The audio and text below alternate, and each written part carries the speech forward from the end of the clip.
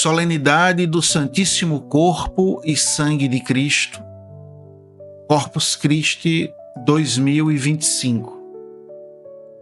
Docíssimos irmãos e irmãs da Ordem Franciscana Secular, especialmente da Fraternidade Regional da Paraíba e do Rio Grande do Norte, o Senhor vos dê a paz. Hoje, quinta-feira, depois do domingo da solenidade da Santíssima Trindade, a Igreja celebra o Corpus Christi, o mistério da presença real de Cristo nas espécies de pão e vinho, sendo não apenas simbolicamente, mas de fato e verdadeiramente, verdadeiro corpo e verdadeiro sangue de nosso Senhor Jesus Cristo. Na Santa Missa opera-se a obra da redenção. Nós, a Igreja, ofertamos ao Pai o sacrifício de Cristo no Espírito Santo. O Pai, no amor, aceita a autodoação de seu Filho sob a ação do Espírito Santo e do sim incondicional da Virgem Mãe Maria. E o Verbo se faz carne, quer dizer, e o Verbo se faz Corpus Christi, corpo de Cristo. O Filho do Altíssimo desce do seio do Pai todos os dias sob aparências humildes, como lembra Francisco de Assis, e recebe um corpo e um sangue sob as mãos maternais do sacerdote. Esse mistério da Anunciação e do Natal atualiza-se no altar sob a patena e dentro do cálice, sob a ação do Espírito e do sacerdote da Igreja. No altar do sacrifício, o sacerdote parte o pão. Jesus, Filho do Altíssimo, é, por assim dizer, quebrado, partido, quer dizer crucificado, entrega sua vida por nós. E no auge da Santa Missa, na comunhão, o ministro ordenado ou extraordinário da comunhão irá novamente elevar a hóstia santa e imaculada. Quando eu for elevado da terra, atrairei todos a mim. E dirá, corpo de Cristo, quer dizer, Corpus Christi. Responderemos, amém, assim seja, é verdade, creio.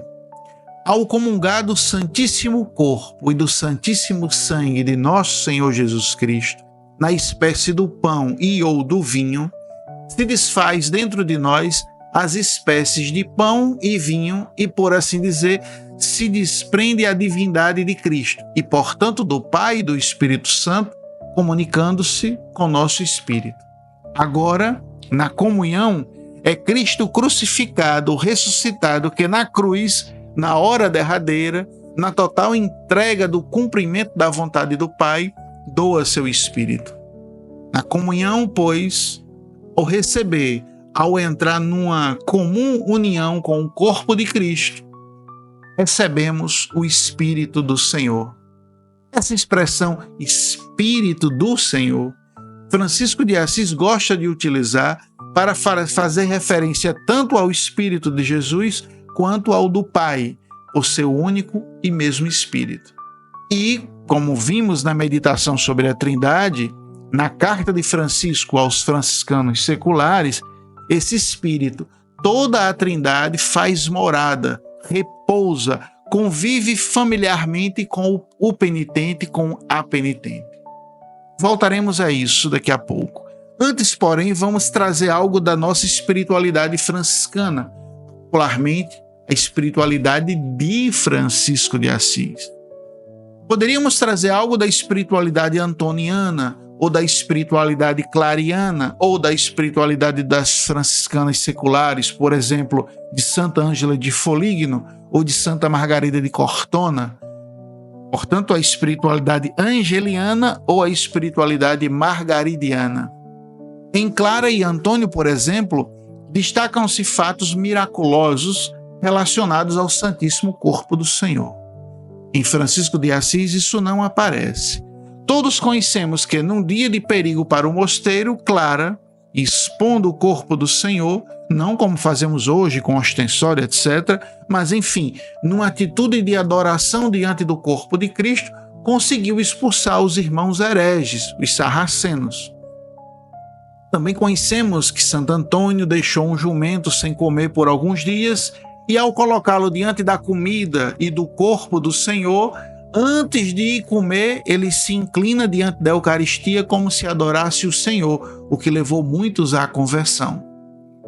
Nos escritos de nossa irmã e mãe Santa Clara, não aparece a referência ao sangue, mas destaca-se o corpo de Cristo.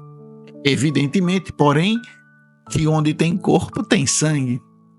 É significativo que nossa irmã Clara, em sua regra 3.14, recomende que suas irmãs comunguem ao menos 7 vezes ao ano. No século XIII, no tempo de Francisco, Clara e Antônio, a comunhão não era frequente como hoje, o que coloca essa recomendação de Santa Clara como sendo muito inovadora. Apenas os sacerdotes comungavam frequentemente. Os fiéis ou até outros sacerdotes, mesmo participando da missa, não comungavam quando outros sacerdotes celebravam. Comunhão apenas algumas vezes ao ano, portanto. A recomendação de Clara para as irmãs revela esse grande amor à Eucaristia e, sobretudo, à comunhão que nossa tradição franciscana sempre cultivou. São Francisco, com sua vida, seu apostolado e seus escritos, contribuiu muito para o estabelecimento da fé e da manifestação pública sobre a presença real de Cristo na Eucaristia. Em seu tempo, existiam muitos movimentos heréticos que contestavam ou relativizavam a presença real de Cristo na Eucaristia. Existia também muitos abusos de grande parte do clero envolvidos com concubinato e simonia, celebrando a Eucaristia com interesses particulares em busca de dinheiro, etc. Alguns grupos heréticos, como, por exemplo, os cátaros, só aceitavam a presença real de Cristo na Eucaristia se a missa fosse celebrada por um sacerdote santo de vida e fama ilibada, pura. A Igreja, no Concílio de Latrão, em 1215, portanto, na época de Francisco, a oração diante do crucificado de 1205, o encontro com o Papa em 1209, então, no contexto aí da fraternidade primitiva. Então, o Concílio de Latrão, em 1215, tentou expurgar esses erros doutrinais, destacando a presença real de Cristo na Eucaristia. É dessa época que, na França, Bélgica, começam a surgir movimentos eucarísticos. Todo esse contexto, que não é o caso de aprofundar aqui, Francisco de Assis vai escrever muito nos seus escritos sobre a veneração que os frades devem ter para com o corpo e sangue de Cristo, com todos os objetos litúrgicos, no cuidado e limpeza com as igrejas. Também vai pedir a seus frades, beijando seus pés, para que eles tenham boas disposições interiores, uma vida reta, que se confessem para bem celebrar esse mistério que só eles, sacerdotes, podem realizar. Mas voltemos e retomemos. Vamos retomar o que dizia sobre a comunhão como sendo o momento que o corpo de Cristo vai nos doar seu Espírito. É o mistério da inabitação trinitária. Também é o mistério da visitação, pois tendo Deus em mim, devo levá-lo a meu irmão e irmã.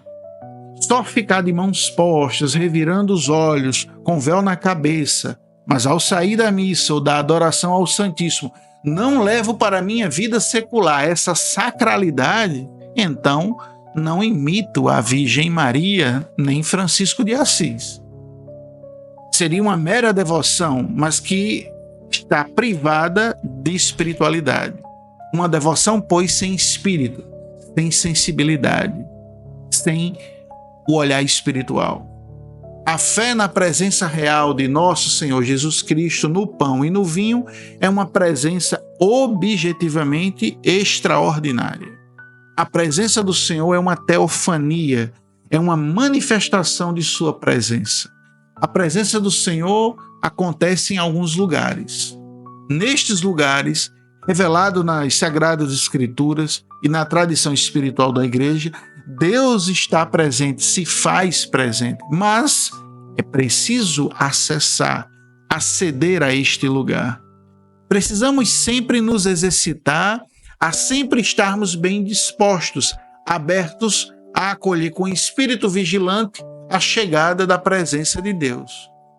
em nossa regra da ordem franciscana secular, em nossa forma de vida, logo após falar da observância do Evangelho, seguindo o exemplo de Francisco de Assis, e de tratar de nossa relação com a Trindade, assim como de exigir com empenho a leitura assídua do Evangelho transformando em vida, a regra indica para nós os lugares privilegiados da presença de Deus.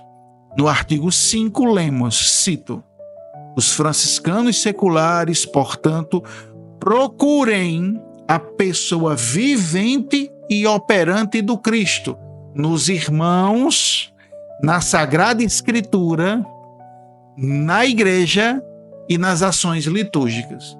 A fé de São Francisco, que ditou estas palavras, nada vejo corporalmente neste mundo do Altíssimo Filho de Deus, senão o seu Santíssimo Corpo e o Santíssimo Sangue, seja para eles a inspiração e o caminho da sua vida eucarística.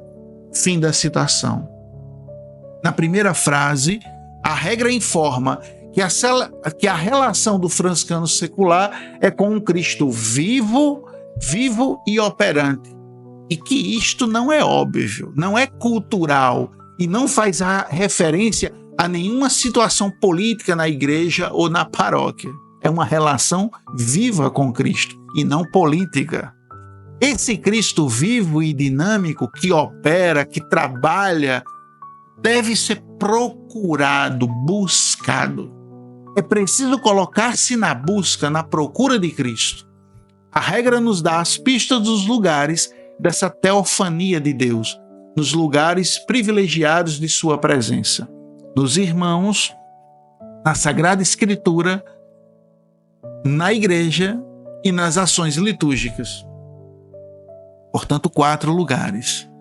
É importante atentar não só para esses lugares que nós devemos continuamente frequentar, mas também observar e estar atento para a ordem, porque revela o processo vocacional de Francisco na secularidade fora da igreja e da paróquia e paulatinamente conduzindo para dentro da igreja situado na paróquia.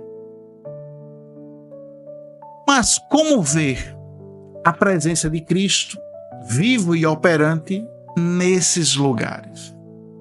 Às vezes, olho cada um de nós com indiferença para os irmãos, não só para os que estão nas ruas, mas também para os meus irmãos de fraternidade. Mesmo estando na ordem há tantos anos e ocupando tantos cargos nos níveis locais, regionais e nacionais, entretanto, algumas vezes, no silêncio comigo mesmo, posso me indagar, suscitando muitas dúvidas sobre esta presença de Cristo nos irmãos que parece que eu não vejo. Até mesmo ao ler a Sagrada Escritura ou conhecendo os aspectos institucionais e comportamentos pouco fraternos ou mesmo pecaminosos de irmãos que ocupam cargos na ordem e na igreja, na hierarquia da igreja, apesar de tentar, não consigo ver essa presença de Cristo. Mesmo estando nas ações litúrgicas, como na missa ou numa adoração ao Santíssimo, tem um turbilhão de sentimentos e emoções dentro de mim, não tão bem resolvidos que, ao ficar em silêncio, ou para ter de ficar em silêncio, experimento uma profunda inquietação que me dispersa e me impossibilita de perceber a presença de Cristo. Ora, Cristo está presente, mas talvez eu não vejo. É preciso, pois, aprender a ver. Em uma palavra, é preciso abrir-se, aprender a contemplação. Na segunda frase do artigo 5 da regra que acabamos de citar, Francisco de Assis informa que não vê nada corporalmente a não ser o Santíssimo Corpo e Santíssimo Sangue de Cristo. Nós temos essa visão? Ou nós vemos outras coisas? Dinheiro, bens, fama, poder, cargos, né? Vamos aprofundar mais um pouquinho sobre isso. Na primeira admoestação Na primeira admoestação, que tem como título do corpo do Senhor, afirma que, cito São Francisco, ele, Deus, não pode ser visto senão no Espírito. Por isso foram danados todos quantos viram o Senhor Jesus segundo a humanidade e não viram e não creram segundo o Espírito e a divindade, que seja o verdadeiro Filho de Deus. Do mesmo modo, todos os que veem o sacramento, santificado pelas palavras do Senhor sobre o altar, através da mão do sacerdote na forma de pão e vinho, e não veem e não creem segundo o Espírito e a divindade, que seja verdadeiramente o Santíssimo Corpo e Sangue de nosso Senhor Jesus Cristo, são danados. Por isso, o Espírito do Senhor que habita nos seus fiéis, nós meditamos sobre a Santíssima Trindade, um trecho que Francisco também, ao escrever a nós terceiros, fala sobre essa relação com a Trindade, daqueles que fazem penitência, né? Então, retomando, por isso, o Espírito do Senhor que habita nos seus fiéis é quem recebe o Santíssimo Corpo e Sangue do Senhor. Todos os outros que não têm do mesmo Espírito e presumem recebê-lo, comem e bebem o seu julgamento. Fim das citações. Até aqui foi as palavras de nosso irmão e pai Francisco de Assis na primeira admoestação. Comenta um pouco. A presença de Deus só pode ser vista se vermos com o Espírito e a divindade, quer dizer, se olharmos com olhos espirituais. A presença de Deus no irmão, na Sagrada Escritura, na igreja e nas ações litúrgicas podem ser olhadas, mas só são de fato vistas, quer dizer, vendo de fato a sua divindade ao aprender ou cativar seu espírito, seu verdadeiro sentido. Portanto, só vê o espiritual quem tiver olhos espirituais. Então, quem tem espírito vê, através do espírito, o espiritual. Assim, ao ver o corpo apodrecido de um leproso, Francisco de Assis tem a sensibilidade de ver Cristo crucificado sofrendo no corpo do irmão leproso. Ao ler a Bíblia, não leia um livro apenas de história ou sobre religião, mas é o próprio Deus em pessoa que fala diretamente comigo e para mim, estabelecendo comigo uma aliança. Ao ver o pão ou vinho, após a consagração ou transubstanciação, vejo nas aparências humildes, para usar o termo de Francisco de Assis, do pão e do vinho, a visibilidade da divindade escondida. Esse ver espiritual, fruto do coração puro que vê a Deus, é toda a bênção. Por fim, a penúltima linha da citação do texto de Francisco é muito forte, mas também muito belo. Francisco escreve, depois de tudo isso, cito, por isso, o Espírito do Senhor, que habita nos fiéis, é quem recebe o Santíssimo Corpo e Sangue do Senhor. Fim da citação. Nossa! Então, segundo nosso irmão e pai Francisco, o Espírito do Senhor que habita na alma do penitente, do franciscano e franciscana, é ele quem recebe o Santíssimo Corpo e Sangue de nosso Senhor Jesus Cristo. É o Espírito do Senhor quem, em nós e conosco, nos faz ver e nos faz receber o que o corpo de Cristo oferece, sua divindade. Assim nos santificamos, nos divinizamos, nos cristificamos. Termino esta meditação lendo e rezando a parte final desta primeira admoestação de São Francisco de Assis. Cito: E como se mostrou aos santos apóstolos em verdadeira carne, assim, de igual modo, se mostra a nós no pão sagrado. E assim, vendo a sua carne, eles viam apenas a carne dele, mas, contemplando com olhos espirituais, criam ser ele o próprio Deus.